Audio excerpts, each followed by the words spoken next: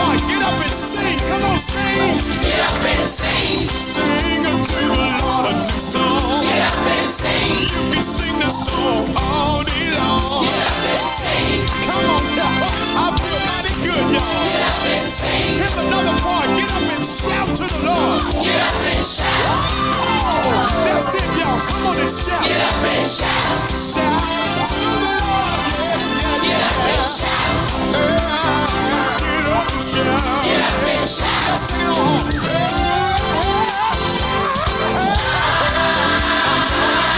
on. Praise the Lord.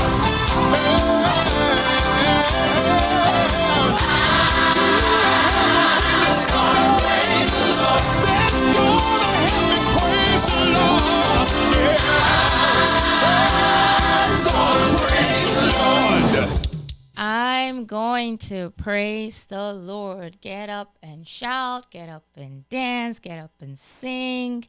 I am going to praise the Lord. Good evening, New Season Gospel FM family, and welcome to another episode of Faith Matters with me, Mnena. It is another Monday, and it is always a pleasure to come on and just share and reflect with you all on just how the faith walk is going. I pray that you are all doing well.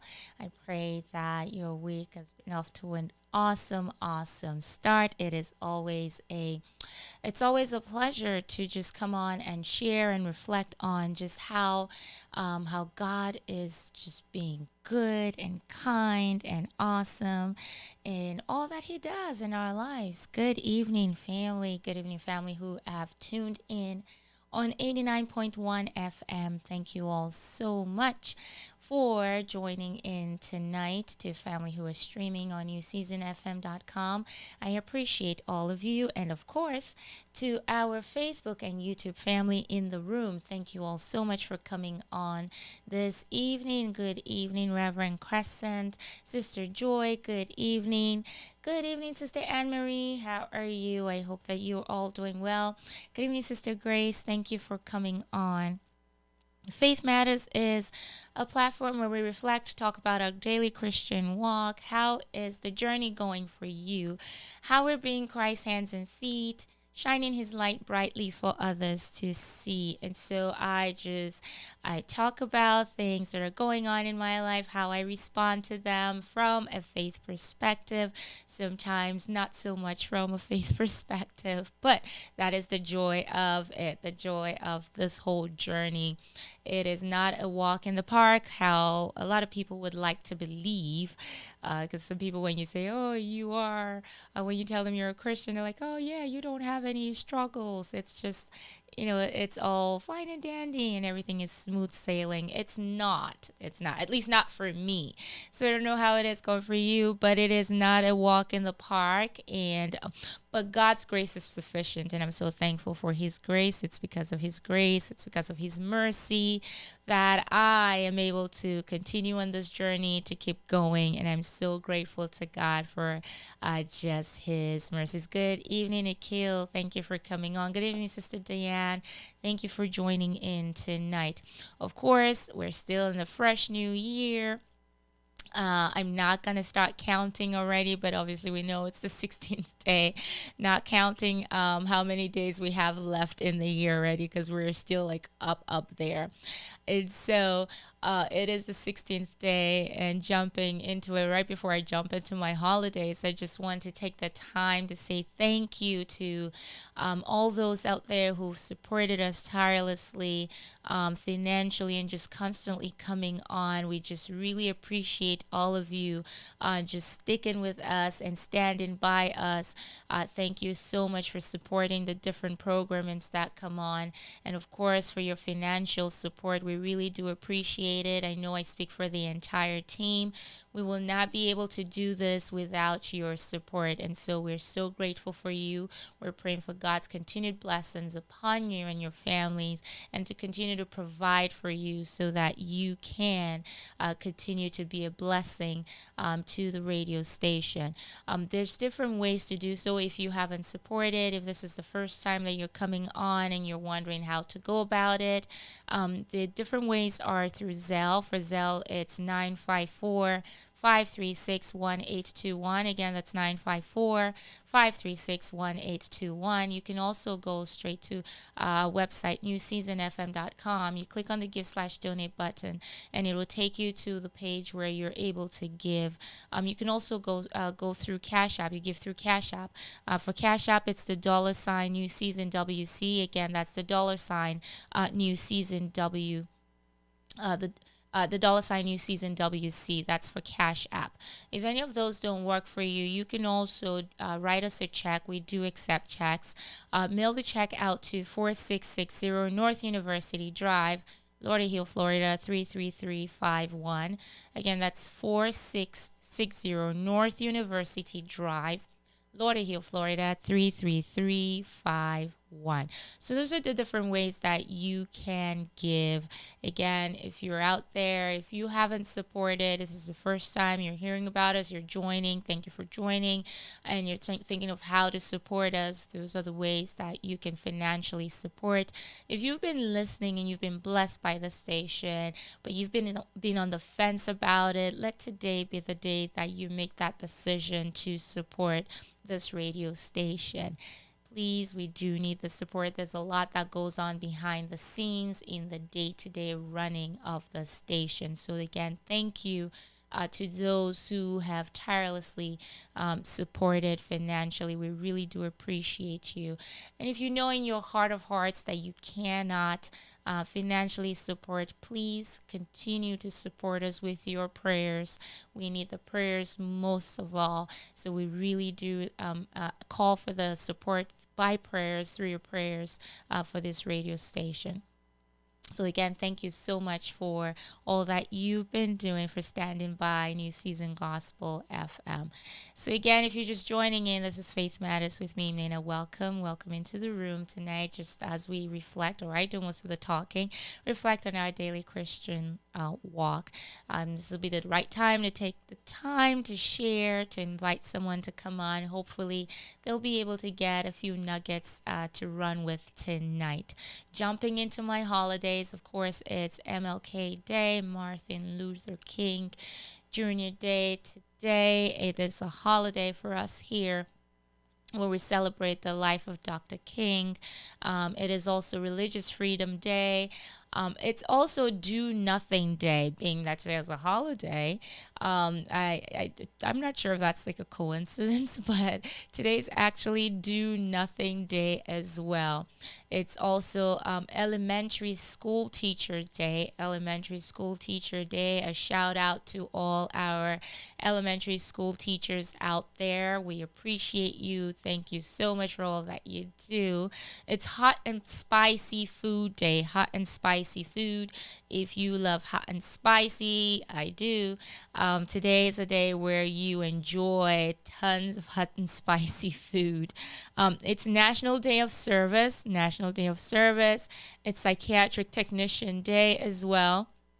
And of course, today is also Book Publishers Day. So I guess this will be my shameless plug here, because I am a publisher. So if you're out there and you have a book idea, or you just have thoughts that you don't know, it probably will turn into a book, but you have all those thoughts swimming up inside your head and all over the place, just floating out there.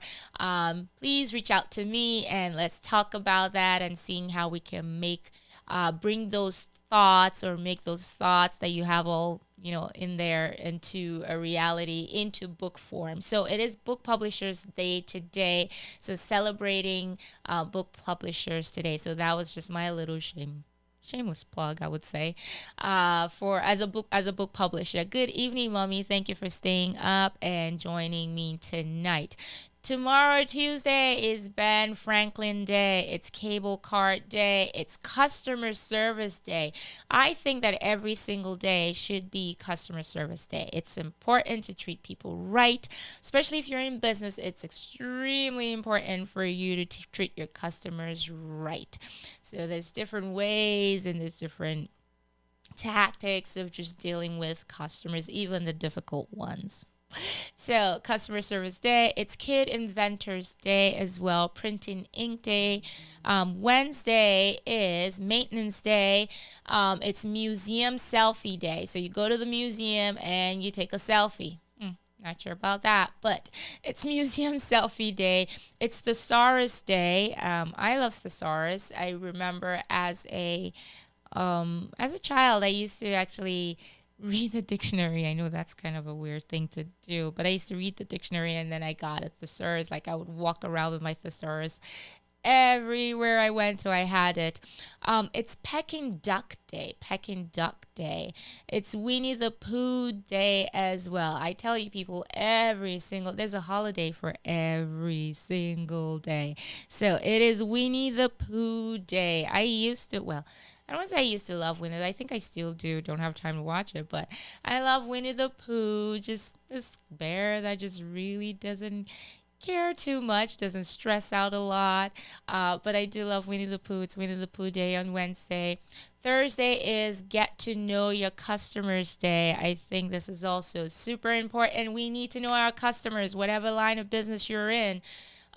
You need to get to know your customers. So this is what you should do on Thursday. It's something you should try to do every single day. But if you haven't started it, this is like your first time you're hearing it, Thursday is the day to start to get to know your customers. It's Good Memory Day on Thursday as well. New Friends Day. Try to make new friends. It's always good to make new friends, even if you're not a people person like me. It's important to make new friends. I think it's fun trying to getting to meet new people, know what they like, where they're from, and things like that. It's Popcorn Day. Who loves popcorn? I do. I love popcorn, so it's Popcorn Day. It's Tenderness Towards Existence Day. It's Women's Healthy Weight Day. Women's Healthy Weight Day on Thursday as well. So on Friday, we are going to be celebrating camcorders. So it's Camcorder Day on Friday. Thanking God for those who invented camcorders. It's Sweatpants Day. I love sweatpants. I just love to yeah. You had two popcorns. That is funny. What kind? What kind did you have, Sister Anne Marie? It's also Cheese Lovers Day. I love cheese. I love cheese. I don't want to say any kind of cheese. I love mozzarella. I love cheddar. I think I like Asiago. I'm not too sure. I can handle Asiago, but I do love cheese. Mozzarella's for number one for me. It's Disc Jockey Day. It's Penguin Awareness Day as well on Friday, and then closing out the week for us is Take a Walk Outside. I think that's really important. It's important for us to try to, whenever possible, to walk. Like try to walk as much as possible. It's important to do that because I think it's a way of just getting healthy. Oh, it's one of those smart ones, those healthy popcorns. Is that it? Yeah, I don't do healthy eating like that. No, not for me. I don't do the healthy popcorn. But so those are my holidays. Those are my holidays for the week. You can run with whichever one suits you. For me, of course, I'm running with Book Publishers Day. So for all of you out there with book ideas, don't hesitate to reach out to me. Let's talk about getting your ideas into print. So book Publishers Day for me, I'm running with that, of course. So pick whichever applies to you and have yourself a wonderful week, wonderful time and week with whatever holiday you decide to run with. So again, if you're just joining in, this is Faith Matters with me, Mnena. That was just a little segment where I talk about the weird, obscure holidays. Some holidays we know of, some we don't know of. So you might be wondering, oh, what's she talking about? Talking about Winnie the Pooh and all of those stuff. But yeah, that's just a section or segment where we just talk about the holidays that sometimes are weird because every single day is a holiday. So if you're just coming in, this is Faith Matters. So again, welcome to the show. Jumping right into my thoughts for tonight. Of course, we're celebrating Martin Luther King Jr. today. Of course, like I said, it's a federal holiday. And it always takes place on the third Monday. His birthday is actually January 15th, but we have a holiday on the Monday that's like closest to his birthday. So each year the celebration takes place, like I said, on the Monday that's closest to his birthday, which is January 15th. So, what are lessons that we can learn from Martin Luther King? A few quotes of his. Like he was such an amazing individual that has just created. I don't think there's anybody in anybody here that has not been impacted by MLK. A few quotes of his that really stand out to me. I mean, there's a ton, but I just picked a few that I wanted to share tonight. I'm going to also talk about lessons that we can learn from his life and just the kind of person that he was.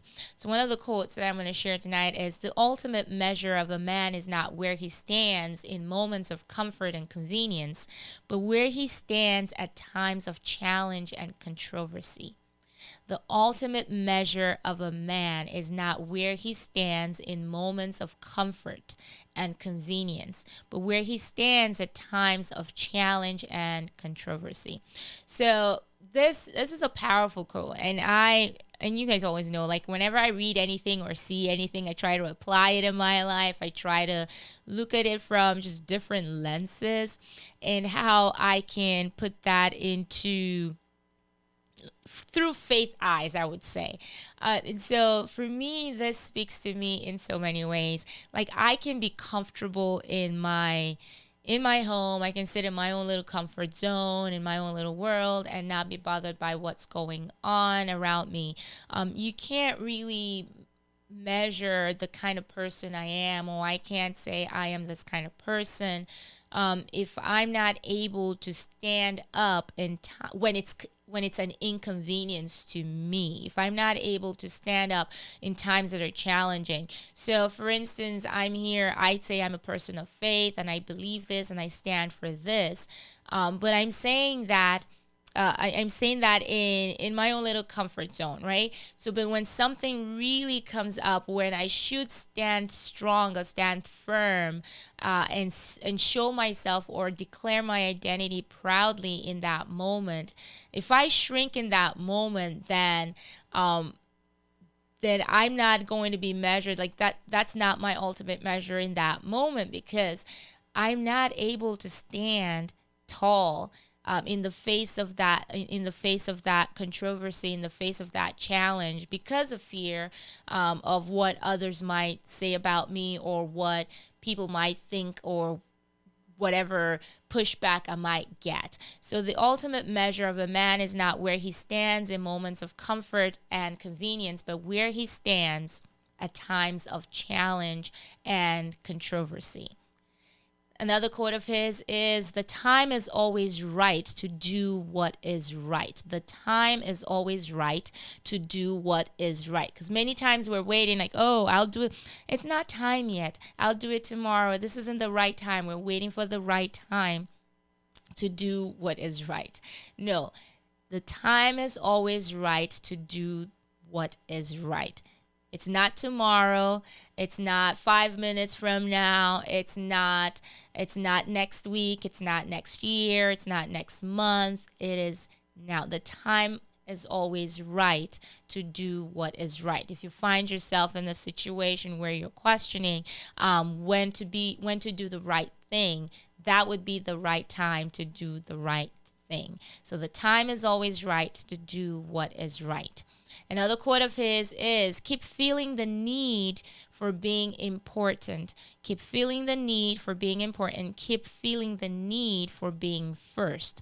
But I want you to be the first in love. I want you to be the first in moral excellence. I want you to be the first in generosity." Good evening, Sister Helena. Thank you for coming on. So keep feeling the need for being important. Keep feeling the need for being first. But I want you to be the first in love. I want you to be the first in moral excellence. I want you to be the first in generosity. So there's nothing wrong with aspiring to be first, or to be important, or to just aim high. I want to be first in this. I want to be first in that. There's nothing wrong with that. Keep feeling that need to be that. but be first in love. Be that person who wants to be the first person to love, the first person to respond in a loving manner, the first person to to do what is moral, the first person in moral excellence. Be the first in generosity. We started this past week the new series, choose to love, and when I saw this, I thought about that immediately. Like, choose to love. Be that for be that person who wants to be the first, to choose to come first in love. Do whatever you want to do in life in love, however you want to, wherever you want to be or get in life. Aspire to be the first in love, aspire to be the first in generosity, aspire to be the first in moral excellence. I want you to be the first in generosity. So let that be something that we can all learn from or pull from as we carry on in our lives. Another quote of his says, I have decided to stick with love. Hate is too great a burden to bear. I have decided to stick with love. Hate is too great a burden to bear. How true is that? How true is that? I would rather love and just carry and walk around in freedom and not carry all that baggage. I mean, just carrying around hate, it's such a burden. It's just a heavy load that I don't want to be carrying around. I don't want to have to be hauling around like, this huge sack of hatred and just walking around and not, just getting a hunchback because I'm carrying this heavy burden. And so I've decided to stick with love. When you love, you let go. When you love, you forgive. When you love, you carry others along with you. When you love, you pray for others. When you love, nothing sticks to you. When you love, you're loving. You're not loving because of who they are, but you're loving because of God. So I have decided to stick with love. Hate is too great a burden to bear. Another quote is, darkness cannot drive out darkness. Only light can do that. Hate cannot drive out hate. Only love can do that. There we go again with love. So darkness cannot drive out darkness. I say all the time about being Christ's hands and feet, shining his light brightly for others to see. In a world that is just really growing darker and darker, we need the light. We need to be that light. We need to shine the light brightly in order to dispel the darkness. Are you that light today? Are you that light in a world that's just growing darker and darker? Are you that light that's shining brightly and pointing others to Christ? Are you that light today? So it's important for us to just try to be that light, because darkness cannot drive out darkness. I've never seen that. When the place is dark, you flip up the switch, the light switch, and it the darkness is gone. It becomes bright. It becomes light. When you light a candle, the darkness runs away. You see around you. You see everything that's going on. Good evening, Sister Millicent. Thank you for coming on. Hate cannot drive out hate. You cannot combat hate with hate. Only love can do that. Kill them with love. You can't combat hate with hate. So darkness cannot drive out darkness. Only light can do that. Hate cannot drive out hate. Only love can do that. And another quote of his says, you can kill the dreamer, but you can't kill the dream. You can kill the dreamer, but you can't kill the dream. The dream is always there. So keep dreaming, keep believing. You can kill the dreamer, but you can't kill the dream. So those are quotes that I think that are just really important. There's so many out there that you can always, you can go on your own and just look around and see and just read it, because his life is just fascinating. And the things that the articles that he wrote, that so many things that he wrote, just really fascinating to go back and read, because there's so much that we can learn from. But those are just a few that I wanted to share tonight. And I think that we can definitely apply these in our lives. Good evening, Sister Marcia. Good evening, Sister Laurel. Thank you for coming on. There's just so many of these things that we can apply we can apply in our lives, and just really learn to grow from, or just build ourselves on. And it's important for us to remember that when we embody these things, people see, and we're able to touch others just by how we react to them, and how we leave this we leave and embody these principles in our lives. So it's important for us to remember that darkness cannot drive out darkness. Only light can do that. So be that light. Be that light today for for others to see, pointing others in the right way. Hate cannot drive out hate. Only love can do that. So decide today to stick with love. Hate is too great a burden to bear. Hate is too great a burden to bear. You don't want to go around, hunched back just because you're carrying so much hate. Don't do that. Keep feeling the need for being important. It's extremely important for you to keep feeling that need for being important. Keep feeling the need for being first. Keep aspiring to be first. First in love, first in moral excellence, first in generosity. Time is always the time is always right to do what is right. The time is always right to do what is right. Don't procrastinate, don't push to tomorrow, do it now. The time is always right to do what is right. And the ultimate measure of a man is not where he stands in moments of comfort and convenience, but where he stands at times of challenge and controversy. The ultimate measure of a man is not where he stands in moments of comfort and convenience, but where he stands at times of challenge and controversy. Who are you? Are you able to stand even when it's not safe? Are you able to stand in your identity and stand up for what you believe in, even when it's an inconvenience to you? Even when there's a threat to you? Are you able to stand firm? Are you able to say, this is who I am, this is what I believe, this is what I stand for? And so what are the lessons that we can learn from MLK? And I think for one, of course, I would say love. Love for God, love for people. Perseverance is another one. He was a person that just really pushed and that he never gave up. Bravery is another that we can also draw from. That's another lesson. In the face of trials, in the face of challenges, in the face of opposition, in the face of just everything, every negative that you can think of, he still kept pushing forward. He wasn't selfish. He wasn't just fighting for himself or his family, but he was fighting for the future generation. And I think it's important for us to remember that when we're here, when we're doing things, we shouldn't just think about us, but think about those who will come after us. What foundation are we laying for those that will come after us? What foundation are we laying? What ways are we paving for those that will come after us? It's extremely important for us to remember this.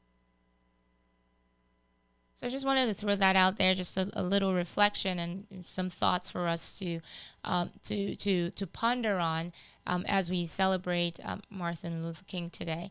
And also, are you willing? This is just a segue into just another thought that I had or wanted to share tonight. Are we willing and ready to dig our heels in to do what it takes to be committed to getting where we need to get to? Do what we've set our hearts to? I remember last week I was sharing with you some thoughts that I had gotten from the book I was reading, Atomic Habits. Again, it's a great book if you're able to get your hands on it. Atomic Habits by James Clear. It's an amazing read. Are you willing and ready to dig your heels in? And the whole idea behind that book is just making those little baby steps, those tiny steps to accomplishing the big things. Many times we want to change things. We want to, especially when the year starts, we're like, oh, it's a new year. It's a new me. I'm going to do this. This is my resolution. I'm doing this. I'm doing that. But then we're forgetting when we have that goal in mind, we have that end goal in mind, and we're thinking of just doing gigantic big things in order to achieve that goal that we've set for ourselves, or those goals that we've set for ourselves. But Atomic Habits is talking about, or trying to push the notion or the idea of us to just doing little things towards achieving or getting to that point.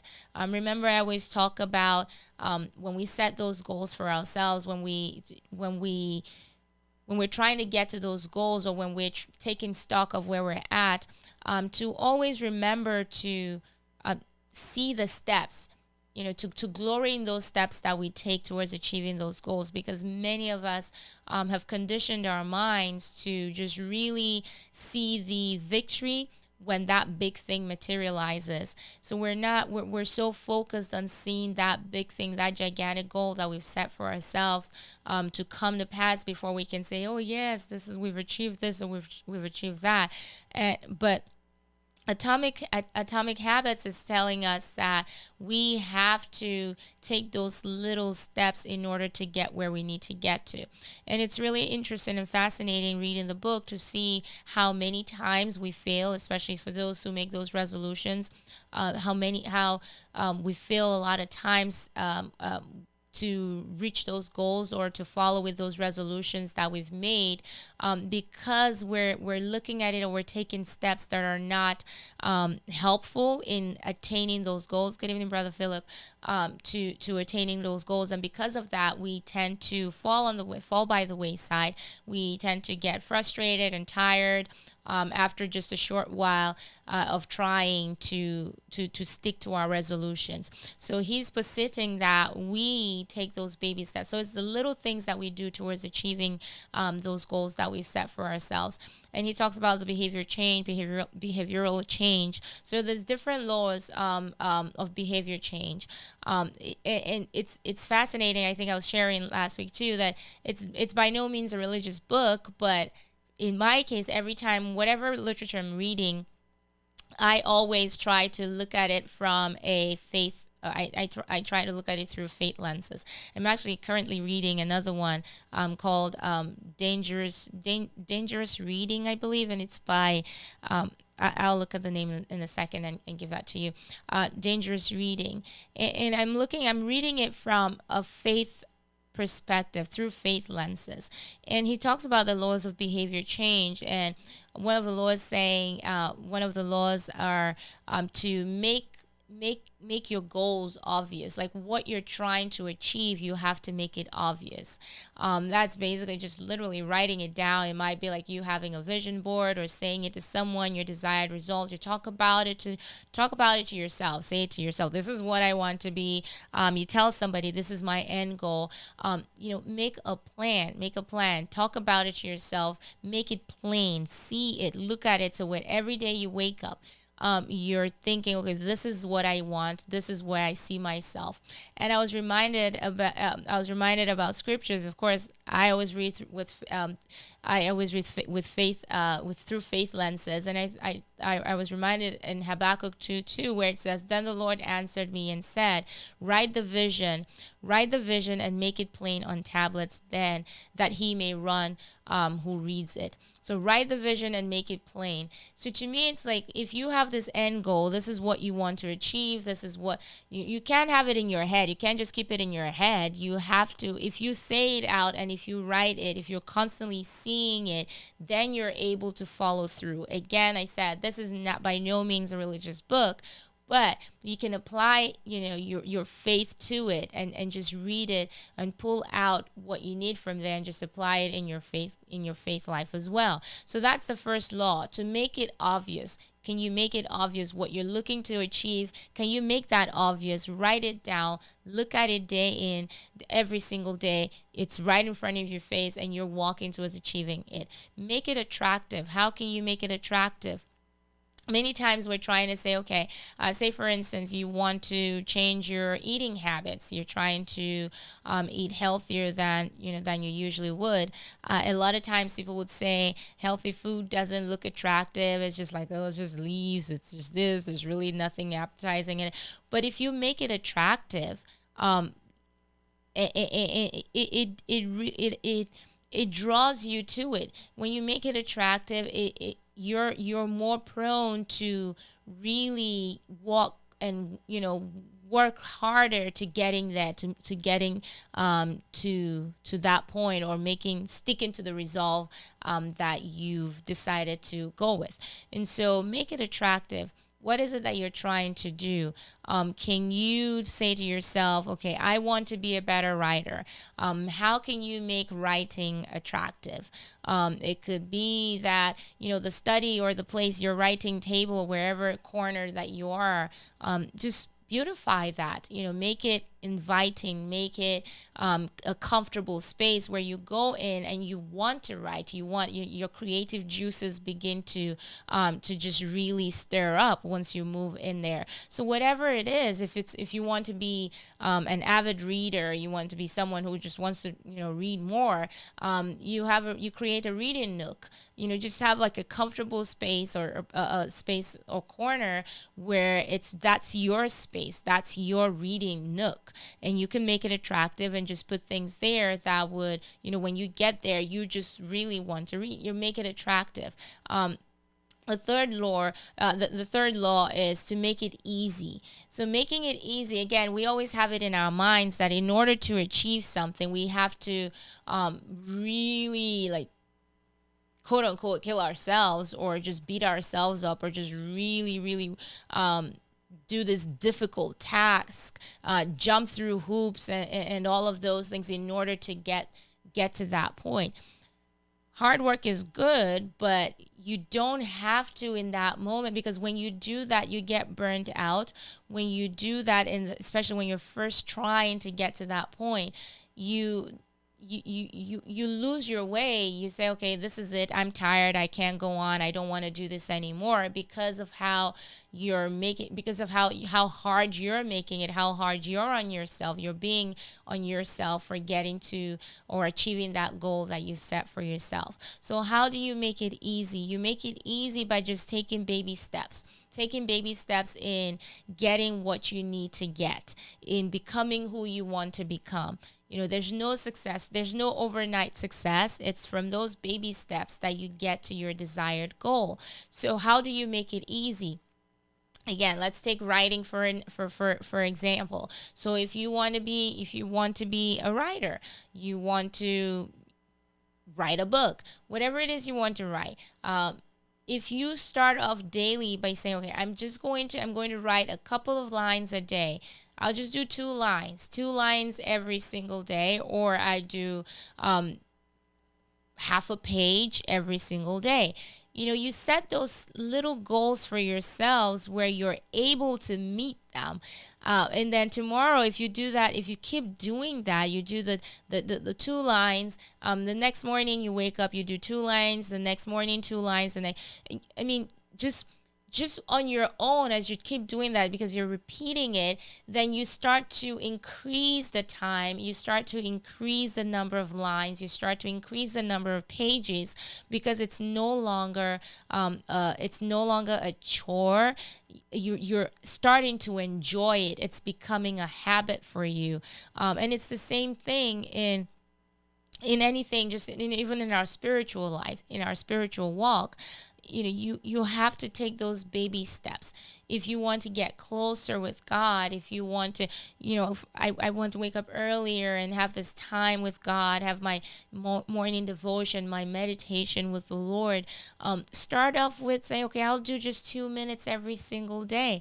I wake up at 6 a.m. and I do 2 minutes. Or if you want to start off with 5 minutes, that's fine. But I would say start off small, and then you start adding and adding and adding. So when you keep repeating that, then it becomes second nature. So that's the third law of just making it easy, and that's how it becomes a part of you. Also, make it satisfying. You do it, and at the end of the day, what do you become? Who do you become? Is it satisfying to you that you have seen what results you're seeing? Is it satisfying to you? So we focus on trying to just really become or achieve our goals, and so much so that we tend to neglect the process of getting there, or we beat ourselves so much along the way that we we tend to fall by the wayside. Okay, so it's really important for us to really know that if we want to achieve the goals that we've set for ourselves, to start taking those baby steps, to make those baby steps, make it easy for us. Don't be too hard on yourself. Don't be too hard on yourself. Make it easy, make it attractive, make it satisfying, make it obvious. Make it obvious. Talk about it. Talk to a friend, talk to your spouse about it, talk to whoever you need to talk to, somebody that can hold you accountable. And when they do that, when you speak it out, and when you can see it, then you're more prone to work and walk towards it. So you really need you really need to do that. We have to remember that. So we're focused on trying to figure out the best approach or strategy that we never get around to doing anything. I found this very fascinating when he said that. It's like we're constantly thinking about, oh, I want to achieve this, I'm going to achieve this. So in our minds, we're strategizing, we're constantly moving, we're making these plans, but we're not taking action. So, and I just coined that and saying being in motion versus taking action. And so motion is useful.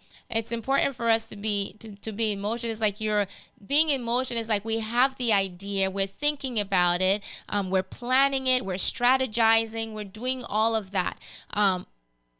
It's important for us to do that. It's important for us to plan. It's important for us to have a strategy. But if we do not take action, then it's useless. So motion is useful, but it will never produce action. And as such, the results will never come. So motion allows us to feel as if we're making progress. Motion allows us to feel as though we're making progress when preparations becomes a form of a procrastination. Like so many times, like as speaking as a procrastinator, I'm trying to break out of my procrastination here, but it's like in our heads we're constantly thinking, right? We have these things, we have these plans. Okay, I'm thinking of starting this business. Oh, I've been talking to this person, I've been making this business calls, I've been reaching out to these financial institutions to see how how I can get a loan or what I'll be qualified for. I've been researching to see things that I can do. So those are all motions, right? Those are all we're thinking of the approach, we're having the approach, we're strategizing, and we're doing all of that, which is great. But if you don't take action, if you keep doing that, if you're that person who's always in the motion loop, you will still be in that motion loop this time next year, because you're not taking action.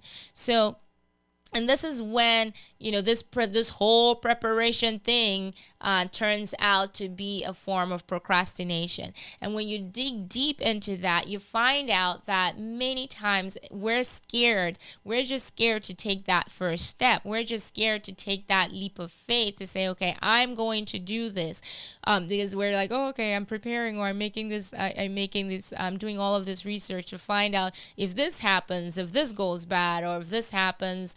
So the more we do that, or the more we stay stuck in the motion stage, then we never get to achieve whatever it is that we've set our hearts to. We never will achieve that. So the more you repeat an activity, the more automatic it becomes. So it's important for us to know that when we're thinking about it, let's apply action. Let's put up actions to the motions as well. So that way, even if it doesn't work out, and I say this all the time because I had to learn that. Good evening, Sister Marcia. Thank you for coming on. I had to learn that, and I think I'd shared this before when I was talking about when I had written the book and how long it took me to actually start talking about it, and even my CD, how long it took for me to get to that point of really doing it and also talking and promoting it. Because in my mind, you're thinking about, oh my goodness, what are people going to say? Are they going to notice the mistakes that are in there. But I had to talk to myself and say, hey, listen, I'm just gonna do it, and I'll iron the kinks along the way as I go.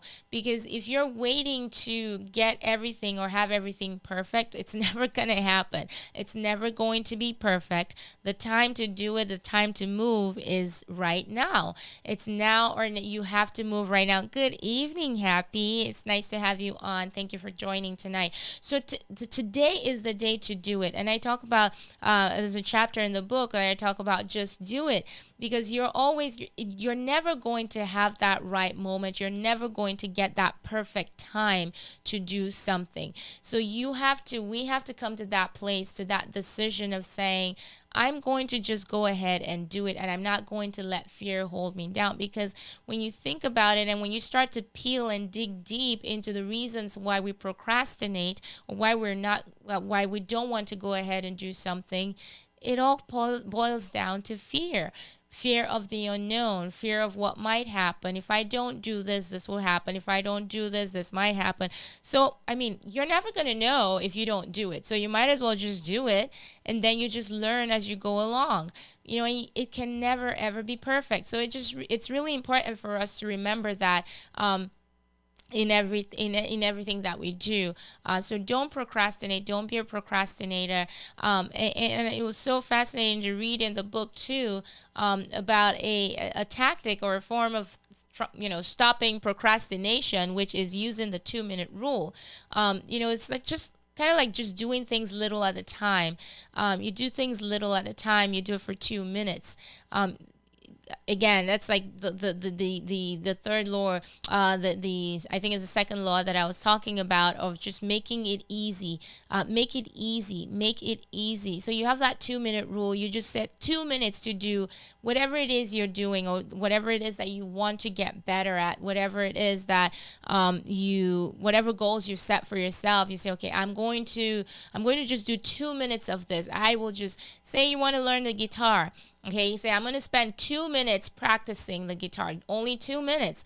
You start 2 minutes, and then you keep doing it every single time. If you just say, okay, every day at 6 a.m. or every day at 12, whatever time it is, you set your time, and you say, every time at this set time, I'm going to do 2 minutes.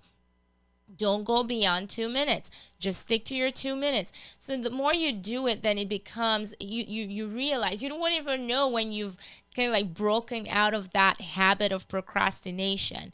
So it's better to do less than you hope, than not to do anything at all. One step is better than no step at all. It's better to do just to do less than not to do anything at all. You might just start there and you say, okay, I'm just gonna, I'm just gonna stand here. I'm not gonna do anything. I'm just going to, because I don't know what's gonna happen if I take this step. I'm not gonna know what what will happen if I do that. So because I don't know, I'm just going to stand and stay where I am and not do anything. Don't do that. Don't be that person today. Be that person who is able to say, okay, I don't know what this holds. I don't know what I'm going to get out of this, but I'm going to take that step. So even one step is better than no step at all. That's what we need to remember. One step is better than no step at all. And at the end of the day, all of that just, again, boils down to what we call trust. Do you trust enough? Do you trust God completely to say, God, I am going in. I'm going all in because you said to go. I'm going all in because I know that you will take care of me, that you will see me through the situation that I'm in. So it's really important for us to have that trust. And to just keep going and keep doing what God has placed in our hearts to do. Don't let fear hold you down. Do you have that trust today? Do you trust God completely in knowing that He will provide for you? He said to Joshua to step in the water. If he hadn't stepped in the water, sometimes we just go to the, we stand by the riverbank and we're like just standing there and we're like, oh, okay, we put a tiny toe in it, but the water's not going to part. You have to step in the water for it to part. And so we need to remember that in order for us to achieve all that we want to achieve, all that we've set our hearts to achieve, we have to trust, and we have to trust completely. And what does it mean to trust God and trusting Him in all that we do? It just means that we're surrendering all to Him. We're acknowledging that we do not know it all. We're acknowledging that we don't own ourselves. We don't own our lives. I'm not my own boss. I have no control over anything. I know that I'm acknowledging that my creator, God, my heavenly Father, knows it all, and he's the one that I need to put my trust in, the creator of the universe. And if the creator of the universe, who is my daddy, has everything and knows everything, why in the world will I fear, or should I fear? Why should I not trust? So it's important for us to have that childlike faith, that childlike trust, because like a child will always, I mean, a child could stand on top of the roof, right? And then it's like, sees mommy or daddy down, and we don't mind, they're just going to jump without even thinking. Like if you say, hey, because they know, they trust, that's how the trust is. They trust completely that if I jump, daddy's able to catch me. I'm not gonna get hurt because daddy's there. So if I jump, I'm not, so it's really important for us to get back to that childlike faith, that childlike trust, knowing that whatever it is, that God has us in the palm of His hand and He will take care of the situation. Because many times I think because we become, as kids, we trust so much, but then we start to grow, and then life challenges starts coming our way, and we get overwhelmed, and then we start to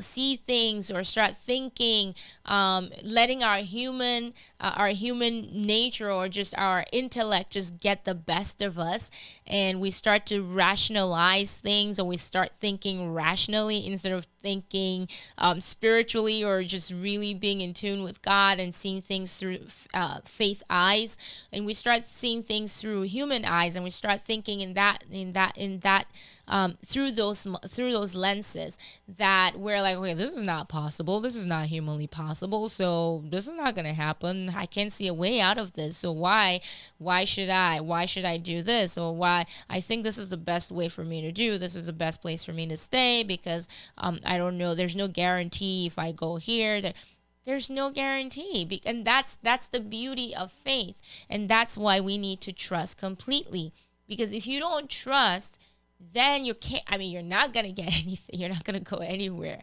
So we have to trust completely that God is able to do everything.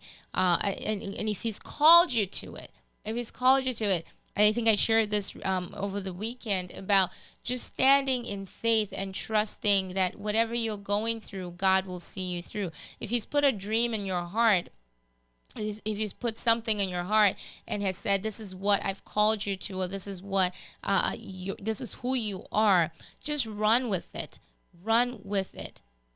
Discover and embrace your gift and thrive in it. It's important for us to do that. We've all been blessed with different gifts and abilities that are unique to us. So discovering or knowing your gift and working at perfecting and growing it is a whole, it's a whole lot better than trying to grow in a gift that's not yours. Because what's happening many times is that because we're not so because we don't know, we want to know, we're not sure of what will happen if we take this leap of faith, or if we go the path that has been laid for us.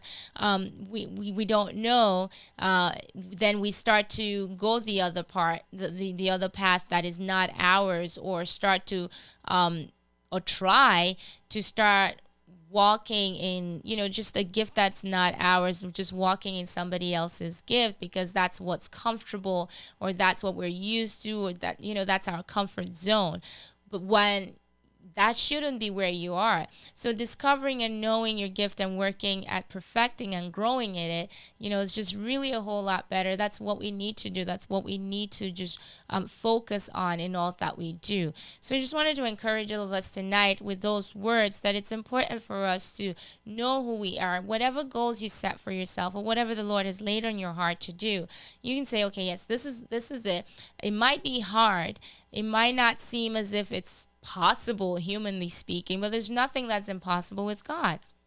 And I know that I'm able to do all that He has called me to, because He has equipped me, He has provided everything, all the resources that I need. That's another thing that we need to remember, that everything that we need to accomplish all that He has called us to, all that He has asked us to accomplish, He has given all of those to us. So it's left for us to recognize, to see what the all the resources that are there for us, to thrive in our gifts, to thrive in our gifts. So I wanted us to just to reflect on that tonight, and just see how we can grow in your faith, grow in your gift, grow in your, just grow as an individual, just an all-round individual in all that you do. So again, if you're able to lay your hands on the book, it is Atomic Habits. Great read.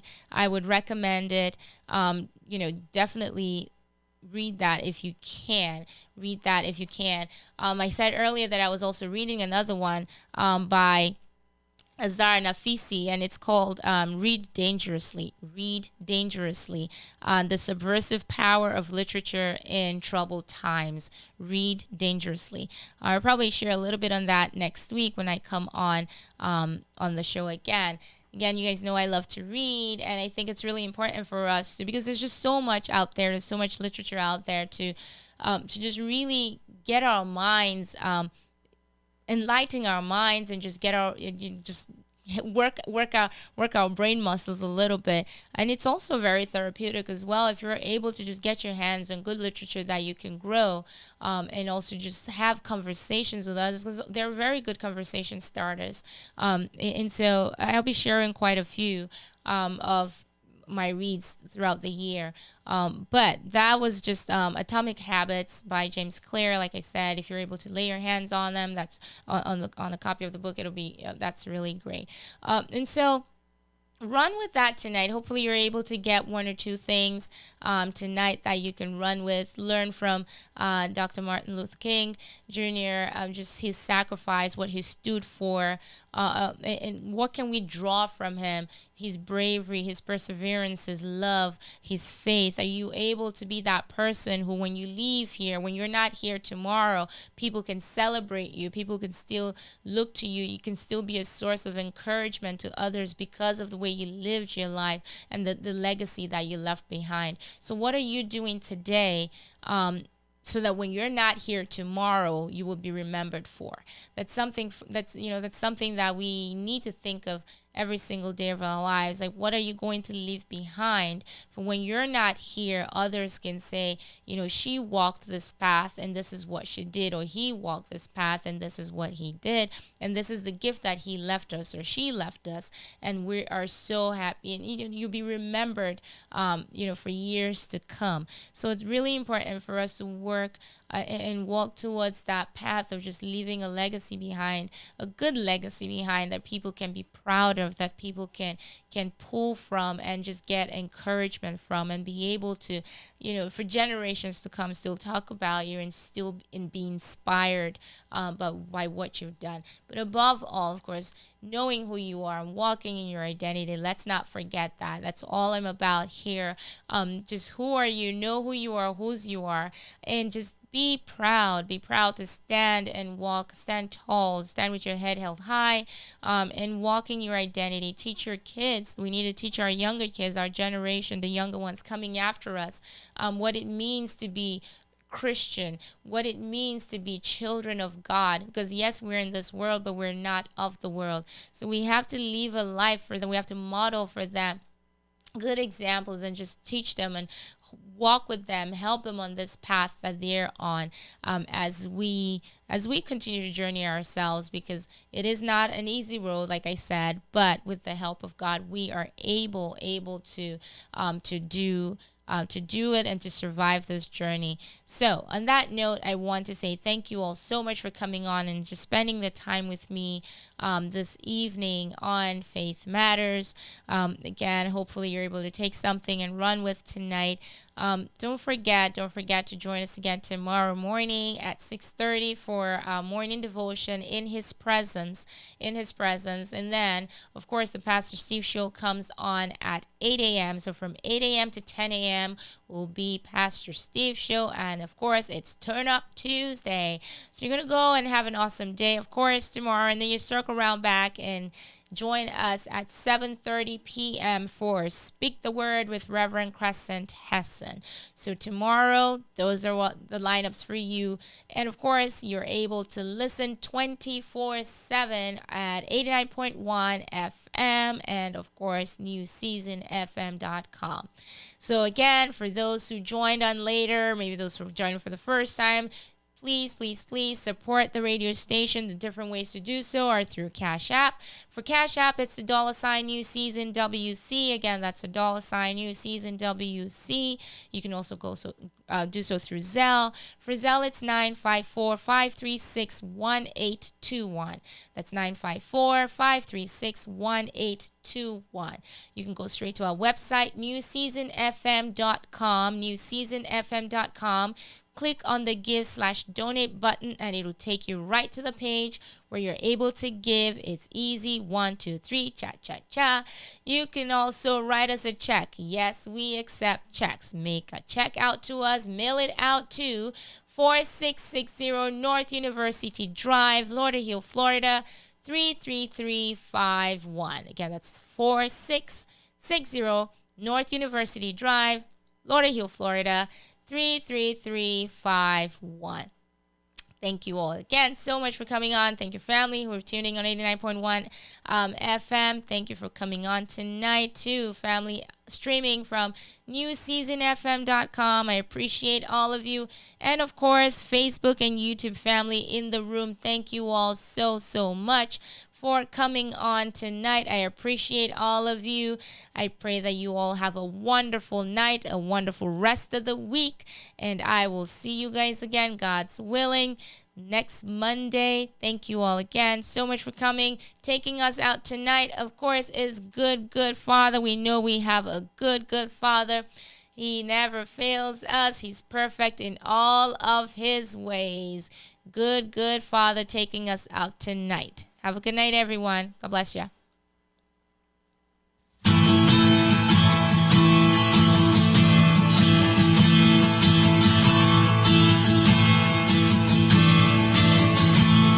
Oh, I've heard 1,000 stories of what they think you're like, but I've heard the tender whispers of love and in the dead of night, and you tell me that you're pleased and that I'm never alone. 'Cause you're a good, good Father. It's who you are. It's who you are. It's who you are, and I'm loved by you. It's who I am. It's who I am. It's who I am. Oh, and I've seen many searching for answers far and wide, but I know that we're all searching for answers only you provide, 'cause you know just what we need before we could say a word. You're a good, good Father. It's who you are. It's who you are. It's who you are, and I'm loved by you. It's who I am. It's who I am. It's who I am, because you are perfecting all of your ways. You're perfecting all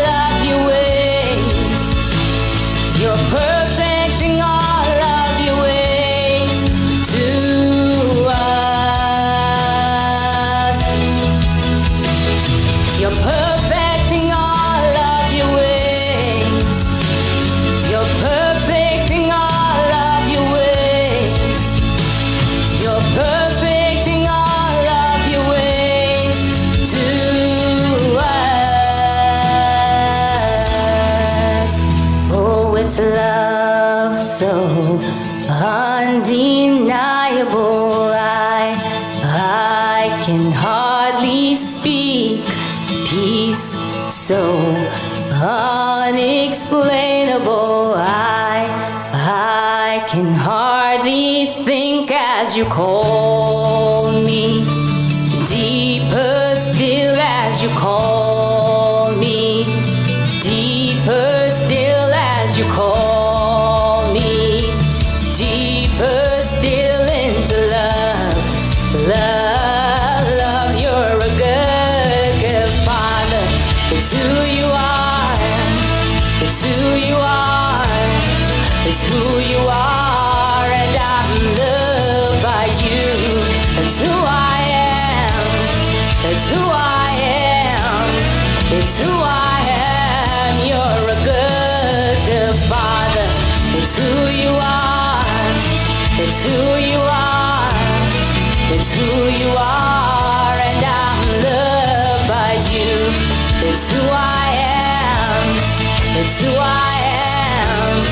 It's who I am. You're a good, good Father. It's who you are. It's who you are. It's who you are, and I'm loved by you. It's who I am. It's who I am. It's who I am. You are perfect in all of your ways. You're perfect.